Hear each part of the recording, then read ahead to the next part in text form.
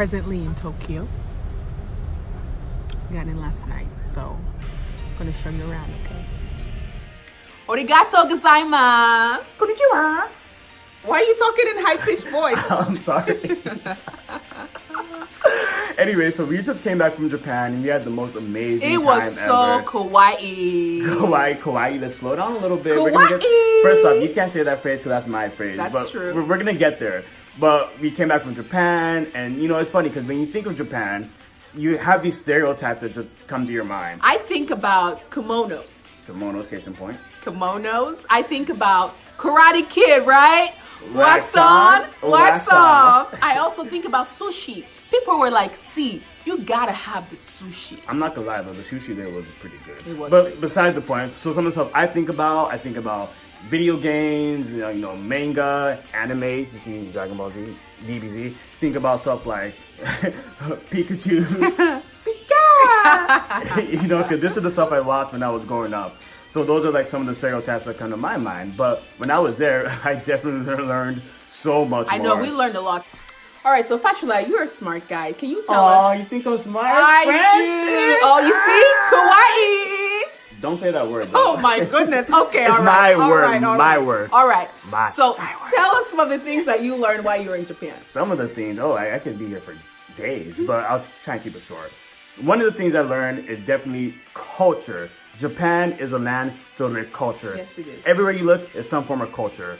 From, like, for example, the temples that we visited, temples everywhere, beautiful shrines. Like, for example, in this one temple, we were drinking water, and it's supposed to symbolically purify your soul. From the politics, like visiting the Japanese diet, meeting with Japanese politicians, seeing how their political system works, It's true. that kind of thing. Entertainment, pop culture, everywhere you looked at some form of culture. So for me, it was completely enthralling. And if I could pick one word to describe Japan, it One would simply word. be fascinating. Fascinating. Fascinating, All right, exactly. so tell us about relationships because I remember him saying relationships were important. Yes. For me, relationships is but from what I learned, it was super important in Japan. And Japan is more so, it's because it's such a Confucius-based society that relies on relationships between, like, for example, government and people, between families, like parent, child, husband, wife, also in the school system. So between student, teacher, it's a place filled with relationships. And in some way, these relationships are representative of the ideals of harmony and loyalty. And if you're loyal to these relationships, then there'll be some kind of harmony in the greater society. And you know, I think that brings me to one of the things I realize is the history of Japan, right? So Japan has a sprawling history covering hundreds of years and Maybe even actually thousands. Thousands Yeah. of years sounds more like it. It's a little complicated, but it is definitely- complicated, but there were these historical periods of time that have impacted the world at large, right? So now April is the end of a fiscal year, which is racy, and so meaning peace ending. But then it picks up with Rewa, beautiful harmony. Beautiful harmony, Beautiful exactly. harmony. And that's so nice and beautiful. So it's like, and also I also know that, you know, when this period ends, the old emperor, Akihito, I believe that was his name, he steps down and the new emperor, his son, is going to take over. So it's like, besides, after the period of peace will end, That's period a of beautiful big deal. harmony, and his son, the son's emperor is going to be the one that's going to rule there. That's pretty cool, actually. And I know you are a big foodie. You would not shut up about Francis food for food. She never shuts up about food. So I think, you here's talk the about deal, that. right? Okay, so I'm pregnant, right? And I think during this trip, my baby probably gained 5 pounds. No joke. And here, because Japanese people fed us so well. The food was so fresh, food was right? incredible. I mean, It was even fresh, some of yeah. the grill and the barbecuing, you get your raw meats and vegetables and you go to this private grill and that was bomb. We overate the fresh foods, the spices, the smells. Wonderful. And one thing is interesting. So America, we do fried chicken, right? But I don't know if it's because of how fresh your chicken is or what oil you use, but Japanese fried chicken is better than American fried chicken. Frances is a black girl, True and confession. so for a black girl to say that fried chicken is better in another country, that means that y'all fried chicken is really, That really is good. so stereotypical, right? Stereotypical, you said it. I know. Okay, what did we eat last night? Okay, it doesn't matter what we ate. Oh my gosh. So that's why we fried had fried chicken. So the food was amazing. It was. Hey, Kevin, Hey, Francis. can you tell me about an experience that happened in Japan that shifted how you thought about the country? Oh, okay. So I remember when I was in Japan, I got sick. Okay, and I got the flu on coming on the plane to And Japan. he was quarantined. Okay, I was not quarantined. Yes, Yes, I was quarantined, but it's not like The Walking Dead where you're like, oh, you're gonna get sick, contagion. Well, okay, well, I was gonna get others sick, but it's not like The Walking Dead. That's what I'm trying to say. And so in Japan, when you get sick or because of the pollen, they make you wear these masks that I kept because I love them. There we go. And so these masks, you put them on, and then, you know, to prevent germs from getting out. And if you don't mind, I'm gonna talk like this. for the No, whole you video. are not Yes, going I to am. talk No? like this. Take that mask off. We are not in We're gonna Japan talk like this. anymore. Whatever. Anyway, so I got sick, and I was really impressed with the level of care and consideration they had for me, because they put me first off, they paid for all my hospital visits. They took me to the doctor like 4 times. They gave me this magic pill in Japan that apparently killed the flu virus in 24 Wow. hours. And they made sure that I had plenty of bed rest, I had lunch, that I was fed, I was properly fed. I mean, yes, I'm not gonna lie, I was really bummed out because everybody in the trip, they went to Hokkaido, the biggest northernmost we island, did. and they had like a lot of fun and doing these things. But I was just very impressed with the level of care and consideration they had for me. I mean, they didn't know me, you know, and so I think that's testament to their relationships and friendships and just caring, being an overall very caring society. So I that's love one that. thing Yeah, another thing I took away. So while we were in Hokkaido, we had a homestay, right? I think that was most of us. It was probably our favorite experience because we got to spend the Not night. that I would know. Not that you would know. Not That's why I that- said most of us.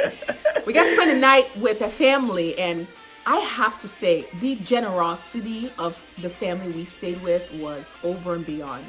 And I told them, this has been so extravagant, right? Because they kept bringing us gifts. We had gifts exchange. We gave them some things, but the level of gifts they gave us, look at this kimono. They gave her. This So- was from my host family. So but the host tell family, anyone else. the host family gave her a kimono and she gave them keychains. I did not give them a You gave keychain. a keychain. I gave them a few things, including Girl Scout cookies, which were good. Oh, So, but the thing is, you know, even I remember one point I said I have to get Meiji chocolate because someone here had requested it. And so they drove around trying to find a place where we could find Meiji chocolate. And then my host mother ended up buying it for me.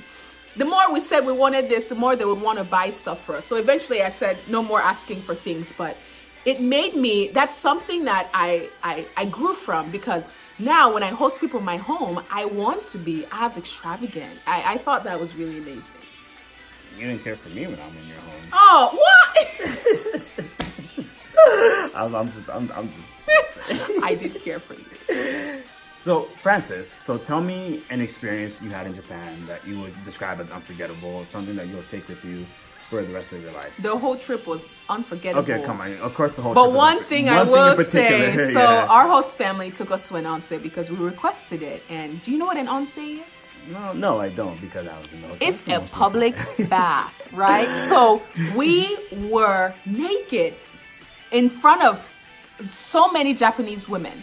And what was impressive to me is that they really didn't give us too much attention. And I mean, regardless of our body type or skin color, being vulnerable, being naked with people is a great level of vulnerability, right?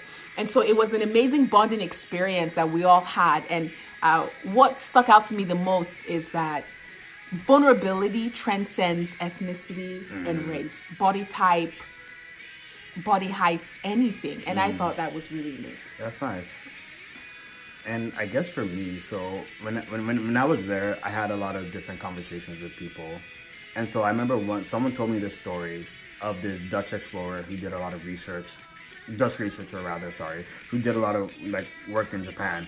And he said that Japan is very colorful, like physically colorful. And he That's said the true. physical colorfulness and brightness of Japan is representative of the culture and the society. Okay. And so for me, what fascinated me the most, the thing I would probably never forget was just how everything in Japan was just kawaii. Everything kawaii. There's that word again, And kawaii. Like it's just so joyful and sunshine, and just it fills you with like this sense of like happiness, right? And so go to Japan. If you go to you look at the trash can, there's like a little adorable animated figure on it. That's kawaii. Go to the subway, that's kawaii.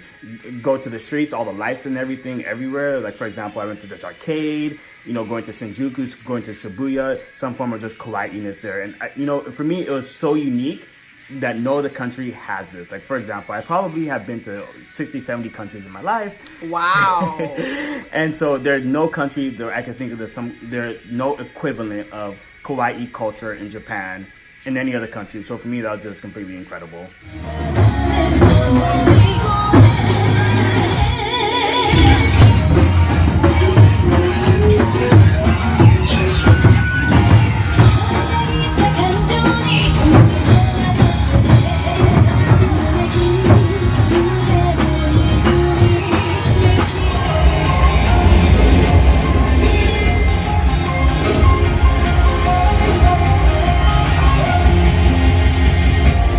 Added to us. One thing I do like about Japan was the level of efficiency there, and I feel like Japanese, they have a way of taking other things like maybe invented in other countries or whatever and making it like 1,000 times better.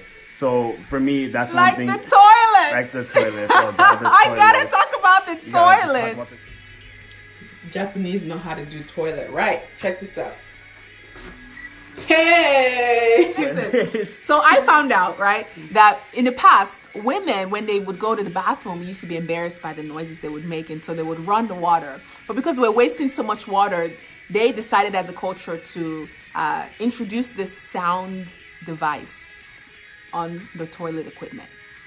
That sound device was bomb. I mean, you could put it on and hear all kinds of things, right? I remember when I went to Francis's room, there was like dripping rain, like spring rain, and like birds. I like chirping me in the my air, dripping rain, and, baby. And she was like singing along, and I'm like, what is Wait Francis? a minute. I'm like, what is Francis? What were you What is he doing? doing? Close to me in the toilet. That is No, okay, I funny. was not close to you. Come on, don't mischaracterize. But we what I love meant. how warm the seats were. When we got back to the U.S., we're like, where's the warm seat? So you Yes. guys need to please export some of those toilets Yes, so we please. can Oh, enjoy it those over warm- here. those- We went for a week and we're back. And there's so many other places in Japan that we have not even touched, right? There's Kyoto. We only scratched the surface. There's Kyoto, Osaka, Hiroshima, Okinawa. Okinawa, from my understanding, has a completely different culture than mainland Japan, but it's still something that we'd like to explore one day. So, I mean, I would love to take my family with me one day. Yeah, I'm definitely, my family, yeah, I'm definitely, who knows, I might even marry a Japanese girl. I think it's possible. Ooh. Okay, I'm just freaking. So we want to just say thank you, Jais, for this incredible opportunity. Yeah, thank you so much. It's truly unforgettable. And it's made us very thoughtful policymakers, really, and just as people as a whole.